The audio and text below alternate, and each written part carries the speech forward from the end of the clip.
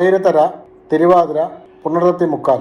1-2 തീയതികളിൽ കർമ്മവിഘ്നം, മാനഹാനി, അർത്ഥനാശം. 3-4 തീയതികളിൽ ധനലാഭം, ഉദ്ദിഷ്ടകാര്യസിദ്ധി, സുഖം, ജയം.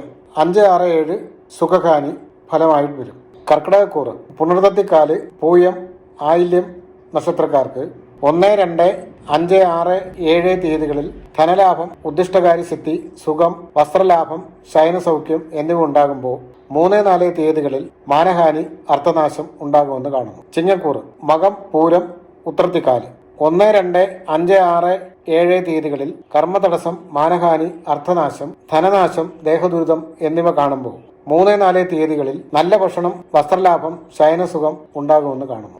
കന്നിക്കൂറ് ഉത്രത്തി മുക്കാല്, അത്തം, ചിത്തിരയാര 1-2-5-6-7 ദിവസങ്ങളിൽ നല്ല ഭക്ഷണം, ശരീരസുഖം, വസ്ത്രലാഭം, ബന്ധുഗുണം, ധനലാഭം എന്നിവ പറയുമ്പോൾ 3-4 തീയതികളിൽ ധനനാശം, കാര്യതടസ്സം, ദേഹദുരിതം എന്നിവ കാണുന്നു.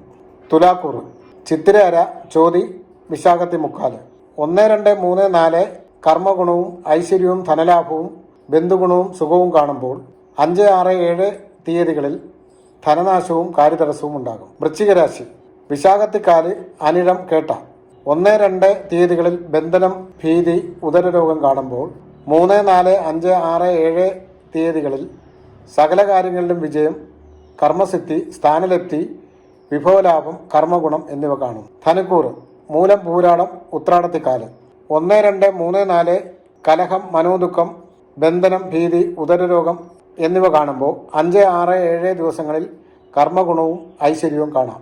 മകരക്കൂറ് ഉത്രാടത്തിൽ മുക്കാല്, തിരുവോണം, അവിട്ടത്തര 1-2 തീയതികളിൽ സ്ഥാനമാന ഗുണം, ധനലാഭം, സുഖം എന്നിവ പറയുമ്പോൾ 3-4-5-6-7 ദിവസങ്ങളിൽ സുഖഹാനി, കലഹം, ബന്ധനം, ഭീതി എന്നിവ കാണുന്നു. കുംഭക്കൂറ് അവിട്ടത്തര, ചതയം, പൂരിട്ടാതി മുക്കാല് 1-2-3-4 സുഖം, ധനലാഭം, രോഗശമനം, ശത്രുനാശം, സ്ഥാനമാനങ്ങൾ കിട്ടുക എന്നിവ കാണുമ്പോൾ 5-6-7 തീയതികളിൽ കലഹം, മനോദുഃഖം എന്നിവ കാണുന്നു.